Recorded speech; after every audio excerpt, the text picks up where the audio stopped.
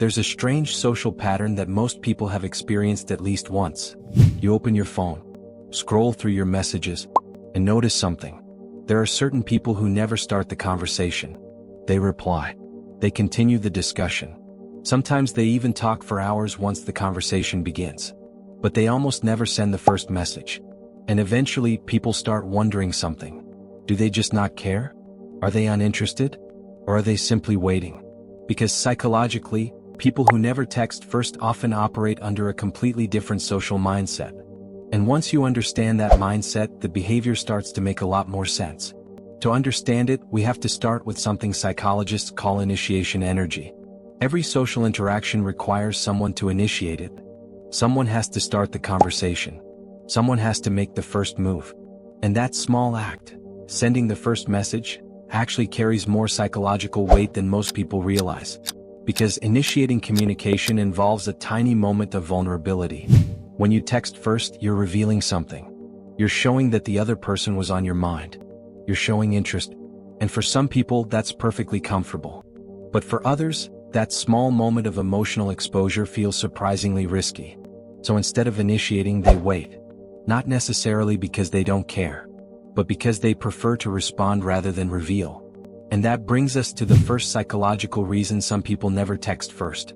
They're cautious with emotional signals. Some personalities are naturally more careful about how much interest they show. They prefer to reveal their feelings gradually instead of immediately. So if they text first too often, they may feel like they're exposing too much too quickly. By waiting for the other person to reach out, they feel like the emotional risk is more balanced. In other words, they're protecting themselves from rejection. Because sending the first message always carries a small question. What if they don't respond the same way? And that uncertainty can make some people hesitate. But there's another psychological reason behind this behavior. One that has less to do with fear and more to do with relationship balance. Some individuals are highly sensitive to effort distribution in relationships. They notice patterns. Who reaches out? Who keeps conversations going? Who checks in first? And if they start noticing that they're always the one initiating communication, something interesting happens. They stop. Not out of anger. Not even out of frustration. But as a way to observe what happens next. Psychologists sometimes refer to this as effort calibration. People subconsciously adjust their level of effort based on the effort they receive from others. If communication feels one-sided, they pull back to restore balance. And sometimes that means waiting for the other person to text first. But there's also a personality factor involved. Some people simply have a lower need for constant communication. In modern digital culture, we've become used to continuous conversation. Messages throughout the day. Notifications every few minutes. Endless updates. But not everyone operates that way. For certain personalities, especially more introverted or independent individuals, constant texting can feel unnecessary. They may genuinely enjoy spending time with someone in person. They may care deeply about their friendships. But they don't feel the need to maintain a constant stream of digital interaction. To them, silence between conversations isn't uncomfortable. It's normal. And that difference in communication style can create a lot of misunderstandings. Because when one person sees texting as connection, another person might see it as optional. Another interesting factor behind this behavior is social energy management. Every conversation requires mental attention. Even short messages demand small decisions. What should I say? How should I respond? When should I reply? For people who are more selective with their social energy, initiating conversations repeatedly can feel mentally draining. So instead of starting multiple interactions throughout the day, they wait until someone reaches out to them. That way they're responding to a conversation rather than creating one. This may sound subtle, but psychologically it changes the experience.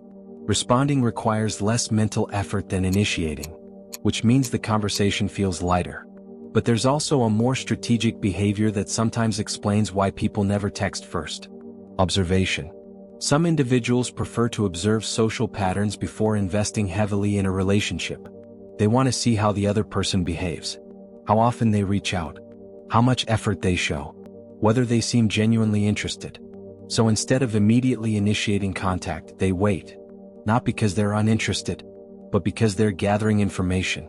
They're watching the rhythm of the interaction. And based on that rhythm, they decide how involved they want to become. In a way, silence becomes a tool for understanding the other person. But there's also a surprisingly simple explanation that often gets overlooked. Some people just don't enjoy texting. For them, messaging feels mechanical. It lacks tone. It lacks real presence. It lacks the emotional nuance of a face-to-face conversation. So instead of using texting as a primary form of communication, they treat it as something secondary. They respond when someone reaches out, but they rarely feel motivated to start the interaction themselves. Of course, this behavior can create a lot of confusion, especially in relationships where both people are waiting. Imagine two individuals who both prefer responding rather than initiating. Each one assumes the other person will text first. Each one hesitates just a little, and suddenly days pass. Not because they've lost interest, but because both of them are waiting for the exact same signal. It's one of the quiet paradoxes of modern communication. Two people can care about each other, yet neither one starts the conversation.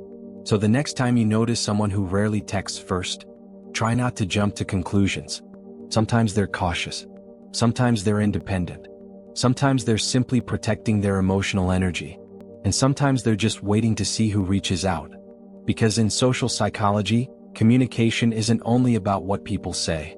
It's also about when they choose to speak. And sometimes silence isn't indifference. It's observation. It's balance. Or it's simply a different way of connecting with the people around them.